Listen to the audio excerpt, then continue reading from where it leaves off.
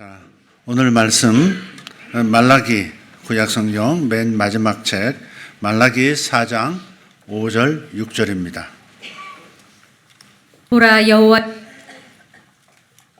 보라 여호와의 크고 두려운 날이 이르기 전에 내가 선지자 엘리야를 너희에게 보내리니 그가 아버지의 마음을 자녀에게로 돌이키게 하고 자녀들의 마음을 그들의 아버지에게로 돌이키게 하리라.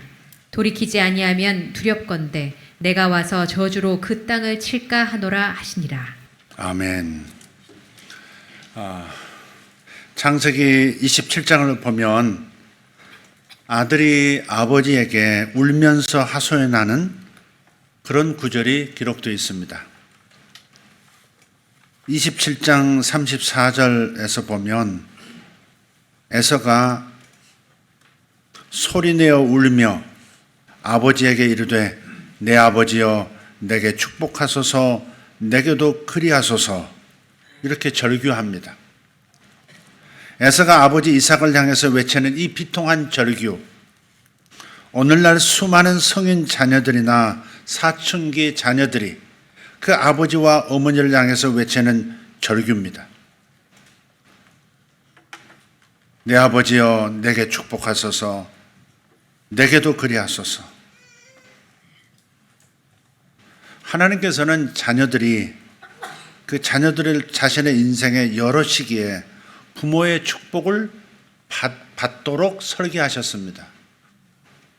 성경을 보면 히브리 부모들이 자녀들의 머리에 손을 얹고 말로나 혹은 행동으로 축복하는 내용을 무수히 찾아볼 수 있습니다. 우리는 이삭이 아들 야곱과 에서를 축복하는 성경 이야기에서 부모의 축복이 지닌 위력과 그 중요성을 읽을 수 있습니다. 남편 이삭도 그랬고 아내인 리브가도 그랬고 두 아들도 그랬습니다. 장자를 향한 아버지의 축복에는 막강한 힘이 있다고 믿었던 것이 분명합니다.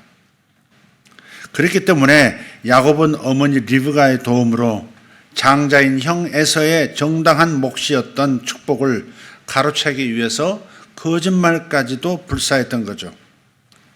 야곱은 형인 척 위장하고요. 눈이 잘 보이지 않는 아버지를 속여서 장자의 축복을 받았습니다. 성경은 에서가 이미 아버지의 축복을 야곱이 가로채 갔음을 알았을 때의 사건을 이렇게 기록하고 있습니다. 창세기 27장 38절과 41절입니다.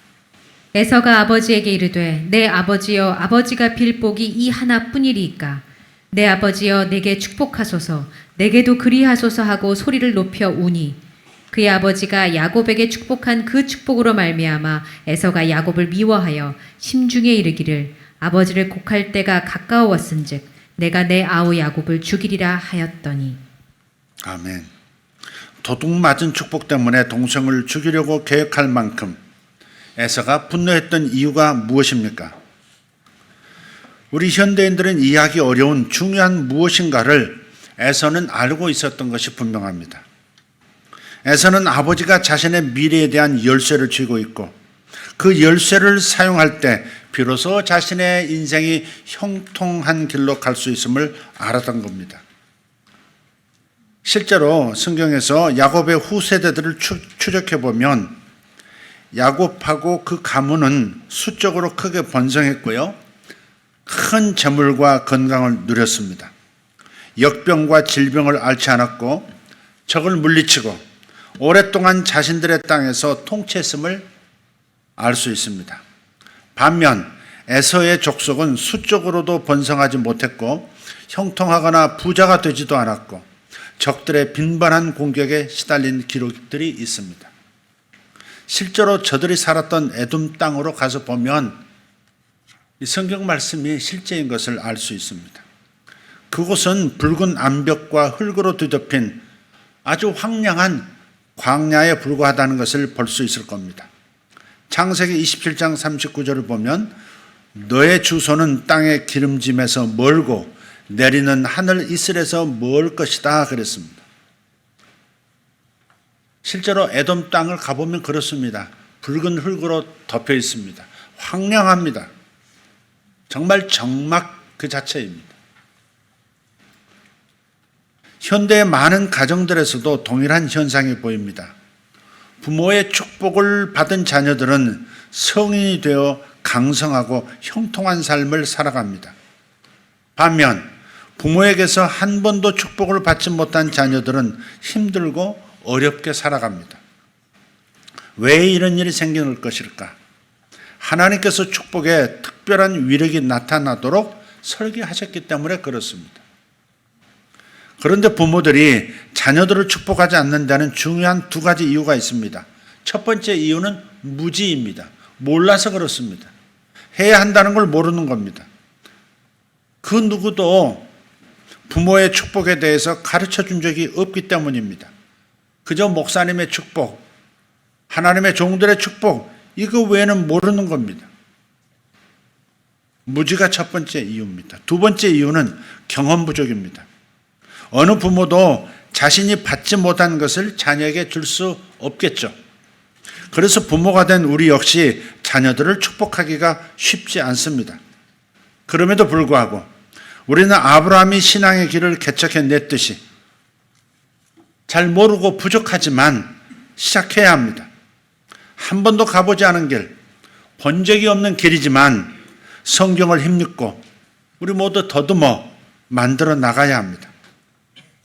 하나님께서는 축복의 문화 속에서 자녀들이 성장하기를 바라십니다. 여기서 잠깐 축복의 문화가 정확히 무엇인지를 궁금해할 분도 있으리라 생각하고 정리하고 가겠습니다. 축복의 문화란 뭐냐? 간단히 말해서 가족이 서로에게 쓸데없는 존재라는 그 사탄의 메시지가 아니라 소중한 존재라는 하나님의 메시지를 꾸준히 전달하는 분위기를 말합니다. 그게 축복의 문화, 가정 속 축복의 문화입니다. 넌 소중한 존재야. 넌 소중한 존재야. 뭐라고요? 넌 소중한 존재야. 다시 한번, 넌 소중한 존재야. 사실은 자녀에게도 이 말을 선포해 줘야 되지만 나 자신에게도 선포해 줘야 하는 부분이죠. 축복의 문화 속에서는 가족이 서로의 삶이 번성하는 모습을 보기를 원합니다. 특별히 하나님께서는 유대 민족에게 매주 가족을 축복하는 놀라운 전통을 선사하셨습니다. 이것은 오늘날까지도 실제 살아 있습니다. 매주 금요일 저녁, 사밧이라고 그러죠. 온 가족이 모여서 특별히 마련한 식사를 나눕니다. 그리고 서로를 축복하는 전통이 있습니다. 반면 오늘날은 온 가족이 함께 식사를 하러 모이는 일이 일종의 기적과도 같습니다. 잘 모일 수가 없는 거예요. 매주 이 시간이 되면 유대인 아버지는 먼저 아내를 세워서 축복을 해주고요. 축복 기도를 해줍니다. 그 다음에 자녀들을 한 명 한 명 돌아가면서 축복해 줍니다. 또한 자녀들의 장래 비전, 자녀들의 형통한 앞날을 선언하면서 미래에 대한 기대를 심어줍니다. 정체성과 인생의 목적에 대한 하나님의 메시지를 자녀들의 마음과 생각에 심어주는 겁니다. 여기서 아버지가 자녀를 축복하는 말은 일종의 예언적 성격을 띠게 됩니다. 성인이 된 자녀들은 아버지가 매주 금요일 예언적으로 선포해 준 그대로 정확하게 이루어가면서 살아갑니다. 이런 얘기 들어보셨을 겁니다. 유대인 젊은이들은 나는 은행을 세우겠다 이렇게 생각하는데 반해 그리스도인 젊은이는 나는 은행에서 일하겠다라고 생각하는 이유가 바로 여기 있다는 겁니다. 그리스도인 젊은이는 나는 영화사에서 일하고 싶다라고 생각하는데 반해 유대인 젊은이는 나는 영화사를 차리겠다 또는 가장 뛰어난 영화 감독이 되겠다 이렇게 생각하는 겁니다. 부모의 축복이 심어주는 비전의 힘이 바로 이런 것입니다.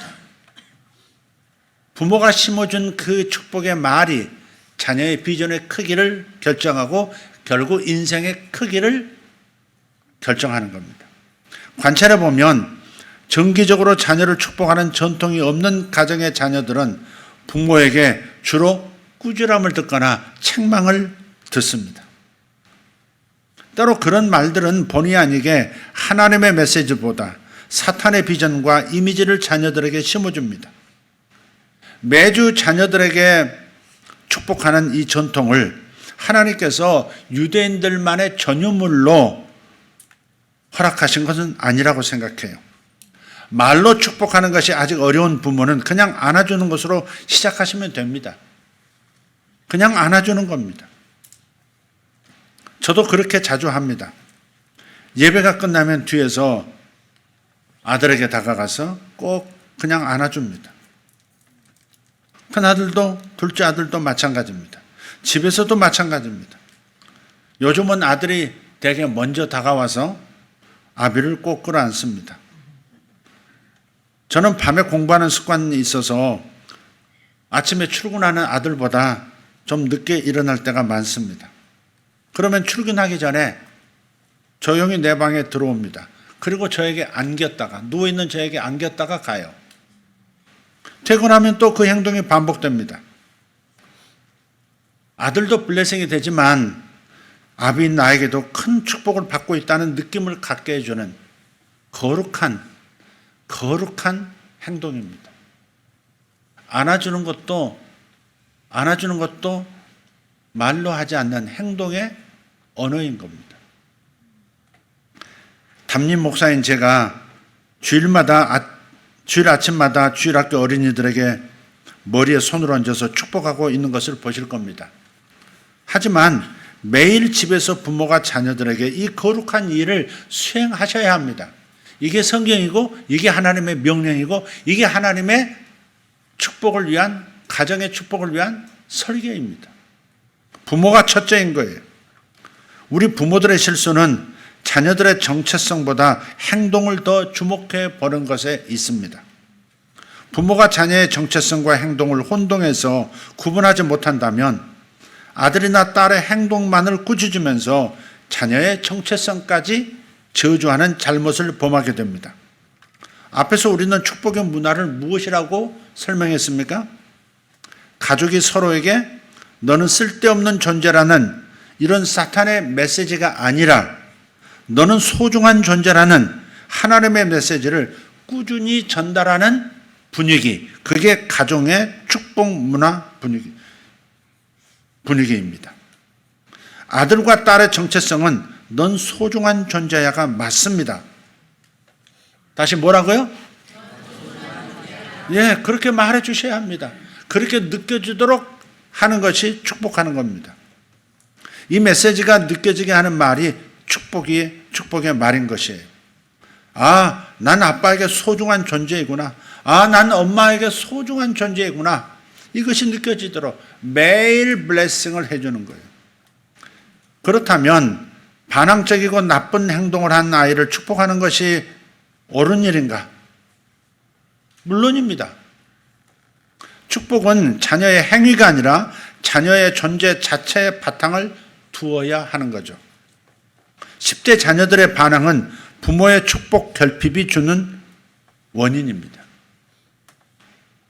부모의 축복 결핍이 주된 원인이에요. 하나님은 자녀의 인격은 축복하고 행동은 훈계하도록 우리에게 요구하고 계십니다.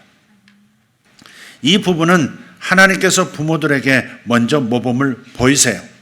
하나님께서 우리의 행동과 우리의 정체성을 분리하셔서 그 사랑의 근거를 우리의 행동에 두지 않고 계시니 얼마 감사한지 모릅니다. 성경 로마서 5장 8절에서 이렇게 말합니다.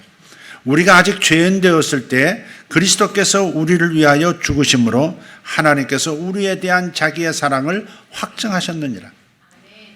우리의 죄된 행동을 바라보고 우리의 어설픈 모습들을 바라보시고 우리를 위해서 죽어주신 게 아니라 그 모습과 상관없이 우리의 존재가 하나님께 소중하기 때문에 우리의 영혼이 하나님께 너무나 소중하기 때문에 당신의 목숨을 던져 희생해 주신 것이에요. 누군가가 다른 사람을 위해서 죽는 것보다 더 큰 축복과 사랑은 없지 않겠습니까? 우리 예수님께서 죄인인 우리를 위해서 죽어주셨습니다. 그러나 그렇다고 해서 그분께서 우리의 죄도 용납하신다, 그런 의미는 아니죠. 하나님은 우리의 있는 그대로의 모습, 즉 정체성과 우리의 행동을 구분해서 보시는 분입니다. 그래서 우리를 축복하시면서 동시에 우리의 잘못된 행동은 묵인하지 않고 바로 잡으실 수가 있는 겁니다. 먼저는 자녀를 축복하는 겁니다. 소중한 존재라는 의식을 넣어주고 그 다음에 잘못된 행동을 훈계하여 바로 잡아주는 겁니다. 이 일을 아주 예술적으로 잘 해내야 하는 겁니다. 부모가 자녀의 잘못된 행동과 정체성을 구분해내지 못하면 축복하기 위해서 자녀의 잘못된 행동을 묵인하든지 아니면 징계하기 위해서 자녀의 정체성까지 저주하는 함정에 빠지게 됩니다. 이런 일이 벌어지면 부모는 하나님의 통치체계가 아니라 사탄의 통치체계로 가족을 이끌기 쉽습니다. 우리 하나님은 권위로 통치하세요. 하나님 나라라는 말 자체가 하나님의 통치라는 말입니다. 권위로 통치하세요. 이 권위와 통제의 차이를 이렇게 우리는 나눠서 정의할 수 있겠습니다. 통제란 뭐냐? 권력을 이용해서, 부모의 권력이죠. 권력을 이용해서 자녀들이 자기의 뜻대로 행동하게 만드는 것입니다. 이런 태도는 위협하거나 협박을 동원해서 행동하게 만드는 거예요. 이건 통제하는 겁니다. 그럼 권위는 뭐냐?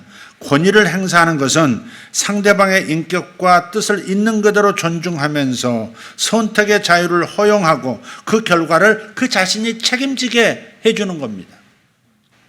하나님께서는 늘 인간의 선택을 존중해 주셨어요. 절대 예수 그리스도를 강제로 영접하도록 하신 분이 아니십니다. 선택하도록 하시되 그 결과에 대해서는 반드시 책임지도록 하십니다. 예를 들어서 예수 그리스도를 영접하고 영원히 그분의 임재를 누리거나 아니면 예수 그리스도를 거부하고 영원히 그분과 분리돼서 지옥에서 살거나 둘 중에 선택하도록 하십니다. 언제나 그분은 우리에게 첫 번째를 선택하라고 호소하시지만 최종 결정은 결국 각자의 몫으로 맡기시는 분이 하나님이십니다. 신명기 30장 19절에서 하나님께서 이렇게 말씀하십니다. 내가 오늘 하늘과 땅을 불러 너희에게 증거를 삼노라. 내가 생명과 사망과 복과 저주를 내 앞에 두었은즉 너와 네 자손이 살기 위하여 생명을 택하고. 아멘.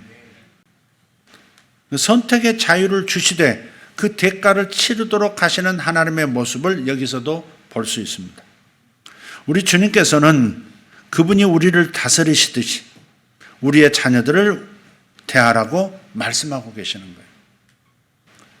그런데 불행하게도 대부분의 부모들은 성장기 때 통제의 체계, 이것밖에 경험한 적이 없어서 자신 역시 자녀들에게 동일한 방법을 사용합니다. 그들은 통제라고 하는 사탄의 방법이 저주의 환경을 낳는다는 사실을 잘 모릅니다. 반면에 권위라는 하나님의 체계 속에서는 축복의 환경이 마련이 됩니다. 부모들이 가정에서 축복의 문화를 일구기가 매우 어려운 때가 있습니다. 바로 자녀들이 불순종하거나 반항할 때입니다. 원하는 대로 자녀들이 순종할 때는 축복하기가 쉽죠. 하지만 부모의 권위를 무시하고 거부하고 자기 고집대로 끝까지 반항하는 그런 자녀를 축복한다는 것은 쉽지가 않습니다. 그래서 많은 부모들이 자녀를 징계할 때 결국 자기도 모르게 그들의 정체성까지 저주하는 실수를 범하게 되는 겁니다. 너는 쓸모없는 놈이야. 너는 할 줄 아는 게 없어. 커서 뭐가 될 거야. 이렇게 저주하는 거예요. 정체성까지 저주하는 실수를 범하는 겁니다. 축복의 전통을 가정에서 세우기 위해서 먼저 교회에서 시범적으로 시작함으로써 가정마다 축복 문화 세우기를 시작할 수 있게 하려고 합니다. 다음 주일은 3명의 학생들에게 세례식을 베풀게 됩니다. 그리고 12명의 유아 세례를 받았던 학생들을 위한 입교식을 받게 될 겁니다. 입교라고 하는 것은 어렸을 때 유아 세례 받았던 아이들이 이제 성장해서 성인으로서의 시작점, 요때 그를 정식 교우로 받아들이는 의식입니다. 그게 입교식입니다. 유아 세례를 받았지만 이제 성인의 문턱을 넘는 이 시점에서 공식적인 신자로 인정하고 축복해 줌으로써 이제 아이들이 성인의 길로 들어선 것을 이벤트와 함께 각인시키는 예언적 퍼포먼스가 있을 겁니다. 그리고 이것을 계기로 가정에서 부모가 자녀들을 축복하는 시간으로 이어지도록 해보려고 합니다. 축복의 전통을 세우면 멀어진 자녀들과 관계에 변화가 생길 거예요. 틀림없이 그럴 겁니다. 말라기서 오늘 4장 5절 6절 이 본문의 말씀을 다시 한번 읽어보겠습니다. 보라 여호와의 크고 두려운 날이 같이 읽겠습니다. 시작. 보라 여호와의 크고 두려운 날이 이르기 전에 내가 선지자 엘리야를 너희에게 보내리니 그가 아버지의 마음을 자녀에게로 돌이키게 하고 자녀들의 마음을 그들의 아버지에게로 돌이키게 하리라. 돌이키지 아니하면 두렵건대 내가 와서 저주로 그 땅을 칠까 하노라 하시니라. 아멘. 아버지가 아들에게로 마음이 돌아가야 하고 아들의 마음이 아버지에게로, 딸의 마음이 어머니에게로, 어머니의 마음이 딸에게로 온전히 소통이 가능한, 온전히 마음을 주고받는, 온전히 건강한 관계가 되지 않으면 그것은 심각한 상황이 각자의 인생에, 그 가정에 생길 수 있다는 것을 분명하게 말씀하고 있는 구절입니다. 그래서 우리 아버지가 아들에게로 돌아갈 때가 되었고, 어떤 상처로 어머니가 딸에게서 마음이 떠나고 딸이 어머니에게서 떠나갔다 할지라도 이제는 어머니가 딸에게로 돌아갈 때가 되었습니다. 자녀들의 마음이 부모에게로 돌아와야 할 때가 되었습니다. 이제는 세상에 뺏긴 자녀들의 자녀들을 되찾아와야 할 때가 되었어요. 성경에서 가나안 땅으로 가기 위해서 광야를 통과하던 이스라엘 백성들을 괴롭힌 족속이 있었습니다. 그게 아말렉 족속입니다. 근데 이 아말렉 족속은 에서의 후손입니다. 이삭의 두 쌍둥이 아들 맏아들이 에서였고 차남이 야곱이었죠. 그 이야기를 처음에 말씀을 드렸었어요. 근데 아말렉은 에서의 후손이에요. 하나님께서 아말렉은 다시는 일어서지 못하도록 완벽하게 멸할 것이다라고 선포하셨습니다. 출애굽기 17장 14절에서 16절 읽겠습니다. 여호와께서 모세에게 이르시되 이것을 책에 기록하여 기념하게 하고 여호수아의 귀에 외워 들리라. 내가 아말렉을 없이하여 천하에서 기억도 못하게 하리라. 모세가 제단을 쌓고 그 이름을 여호와 니시라 하고 이르되 여호와께서 맹세하시기를 여호와가 아말렉과 더불어 대대로 싸우리라 하셨다 하였더라. 아멘. 이번 중동 사역을 다녀오면서 이 아말렉 족속과 이스라엘 백성들이 싸웠던 것으로 추정되는 그 벌판, 그 사우디아라비아에서 그렇게 전쟁할 수 있는 그 공간이 거기밖에 없다고 해요. 굉장히 넓은 지역인데 그곳을 가봤어요. 그리고 여호수아가 백성들을 이끌고 아말렉과 싸울 때 모세가 산에 올라 지팡이를 들고 두 손을 들고 나중에 지쳤을 때 다른 형제들이 두 손을 받쳐 올려서 전쟁에서 승리하도록 만들었던 그 산에도 올라가서 실제로 지팡이를 들고, 대나무로 만든 지팡이지만 지팡이를 들고 양손을 누가 받쳐준 채 이렇게 기도하는 광경도 연출해 봤습니다. 하나님께서 열받으신 이유가 있습니다. 조상들이 형제였음에도 불구하고 이제는 원수가 되어서 공격하고 그 형제를 방해한 족속이었기 때문에 하나님께서 그렇게 멸하라고 명령하신 겁니다. 창세기 36장 12절을 보면 에서의 아들 엘리바스의 첩 딥나는 아말렉을 엘리바스에게 낳았으니 그랬어요. 그러니까 에서의 후손이 아말렉 족속인 거예요. 사무엘상서 15장 2절도 보면 만군의 여호와께서 이같이 말씀하시기를 아말렉이 이스라엘에게 행한 일 곧 애굽에서 나올 때 길에서 대적한 일로 내가 그들을 벌하노니 그랬어요.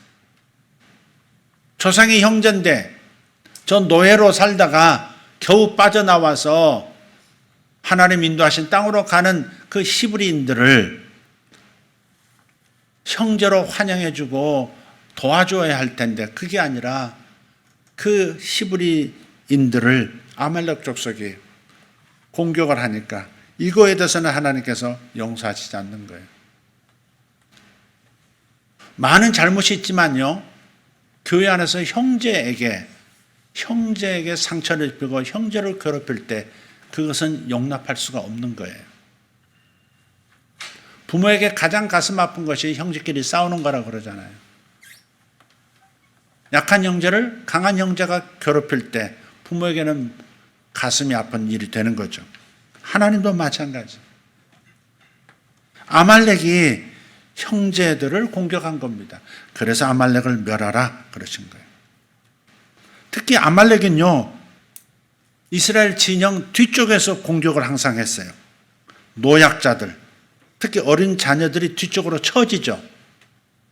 정면에서 요즘도 그렇잖아요. 군인끼리 싸우는 것은 법적으로 문제가 없는데 민간인들을 함부로 살상한다든지 의도적으로 민간인을 노린다든지 했을 때는 국제법에 저촉이 되죠. 고대도 마찬가지. 장성한 자들이 전쟁에서 서로 승부를 결정하는 것은 문제 삼지 않지만 뒤로 돌아서 저들의 어린 아이들을, 노약자들을 공격해서 사로잡고 죽이고 노예를 끌고 가는 것은 가만둘 수가 없는 거예요. 따라서 우리는 우리의 자녀들을 공격하는 사탄의 세력을 가만둘 수 없습니다. 우리 자녀들을 부모인 우리에게서 멀어지게 하는 세력은 그냥 둘 수 없습니다. 우리는 이제 우리의 자녀들을 삼킨 세력에게서 우리의 자녀들의 영혼을 되찾아와야 합니다. 물리적으로 보이는 세력이든 보이지 않는 세력이든 우리는 되찾아와야 돼요. 그래서 오늘 점심 마친 다음에 저는 먼저 세례자들을 면담할 겁니다. 세례를 받을 만한 믿음의 단계, 주를 영접한 단계인지를 확인할 거예요. 그리고 오후 예배 시간에 저는 세례자와 입교자 학생들의 부모들과 대화를 나눌 겁니다. 아니, 점심 후에가 아니라 오늘 예배 끝난 다음에 곧바로 하겠습니다. 세례식과 입교식에 부모가 적극적으로 해야 할 역할이 있습니다. 예전처럼 그냥 예식, 형식적으로만 진행하지 않을 겁니다. 세례받는 자녀, 입교하는 자녀를 위해서 부모로서 무엇인가를 준비해야 합니다. 그것들을 좀 나누겠습니다. 그 자녀의 이름들을 잠깐 부르겠습니다. 세례받는 학생들은 김태훈, 박건호, 김주영입니다. 요 박건호와 김주영은 교회 온 지 한 달 반밖에 되지 않았다고 합니다. 전도를 하는 분이 한 학생을 데려다 놓고 가셨어요. 이 학생이 또 한 학생을 데려왔고 그 학생이 또 다른 학생, 입교하는 모민서라는 학생을 또 데려와서 정착. 모민서 학생은 이미 유아세를 받은 학생입니다. 자, 이름을 부르겠습니다. 김태훈, 박건호, 김주영, 박한별, 김윤우, 전비안, 도희영, 오시은, 김채우, 전비손, 김동균, 김윤서, 모민서, 도지영, 조우엘. 이렇게 자기 아들이나 딸의 이름이 지금 호명된 부모들은 그 자리에서 잠깐 손을 좀 들어보십시오. 부모들 이거밖에 없나요? 아닌데 다시 한번 불러드리겠습니다. 김태훈, 네, 일어나십시오. 안 되겠습니다. 구분이 잘 안 됩니다. 일어나십시오. 김태훈, 박건호, 김주영, 박한별. 아버지는 어디 갔어요? 중고등부. 네. 김윤우. 네. 저쪽으로 갔죠. 전비안. 전비안, 네. 도희영, 네. 오시은, 김채우, 네. 김동균,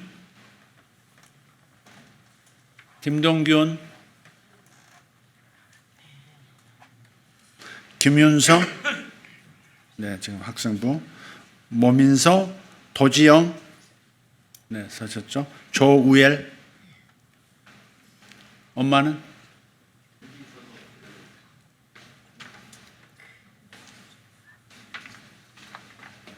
자, 앉아주십시오. 이따 끝난 다음에 예배 폐회한 다음에 곧바로 성가대 자리로 와서 앉아주시면 이제 자녀들을 위해서 우리가 무엇을 해야 할지 제가 알려드리도록 하겠습니다.